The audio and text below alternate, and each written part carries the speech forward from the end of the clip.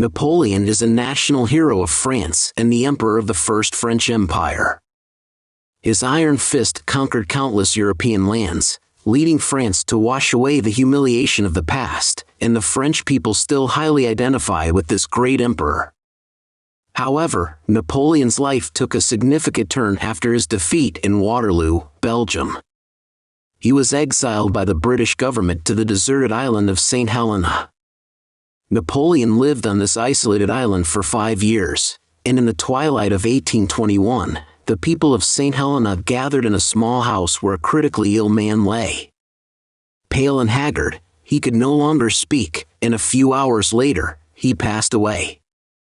This man was none other than the once invincible emperor of the First French Empire, Napoleon. Although Napoleon has passed away, the mystery of his death remains unsolved to this day. When the news of Napoleon's death reached Paris, the whole of France was in turmoil, believing that the British had poisoned their emperor. Assassination theories, poisoning theories, and various conspiracy theories emerged endlessly. The most famous of these is the claim that the British poisoned Napoleon by coating his spoon with arsenic, causing him to slowly succumb to the poison. So, did the British really kill Napoleon? And why is the poisoning theory so popular? Let's find out.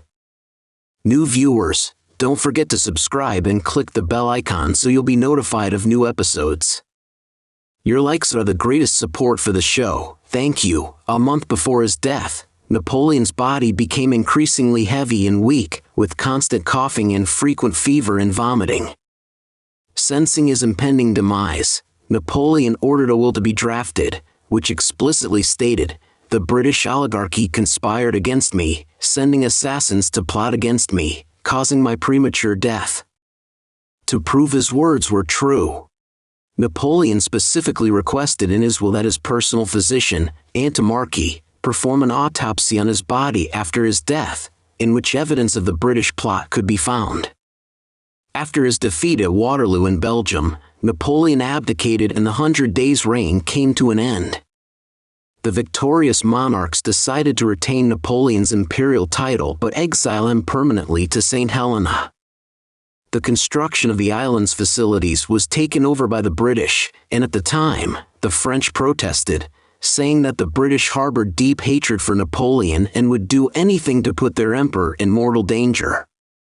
In the years following Napoleon's death, tests were conducted on the residents on Saint Helena, revealing high levels of arsenic, particularly in the bathroom.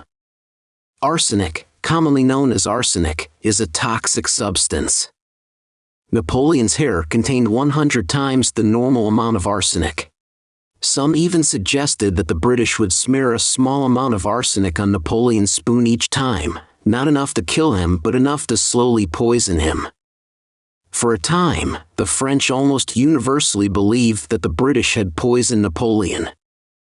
The poisoning theory persisted for a long time until, in 1960, the British Atomic Research Institute proposed a new explanation. Although the room contained excessive amounts of arsenic, it was not fatal.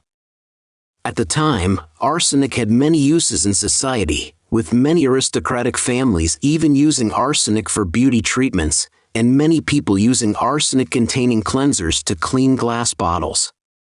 However, the fact that Napoleon had excessive amounts of arsenic in his body was attributed to the weather on Saint Helena. The island's climate was often rainy, making the environment very humid and causing the small amount of arsenic in the room to be more easily absorbed by Napoleon. But why did no one else have a problem? And only Napoleon had excessive arsenic? No one could explain this. However, regarding Napoleon's death by arsenic poisoning, the British government did not admit to this, insisting that they had not conspired against Napoleon. To prove their innocence, the British government, as Napoleon wished, performed an autopsy on his body.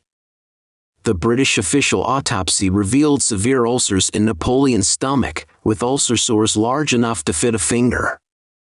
Moreover, they found that Napoleon's grandfather, father, and sister had all died of stomach cancer, suggesting that the disease was hereditary, and Napoleon could not escape the family curse. Today, the person in question has passed away, and all those who knew the truth at the time are no longer present. How Napoleon died remains a mystery filled with doubts. This once glorious emperor of the First French Empire left behind many mysteries after his death. And all unsolved mysteries are left for future generations to explore and study. Don't forget to like and subscribe, and today's show ends here. Feel free to leave a comment in the comment section. See you next time.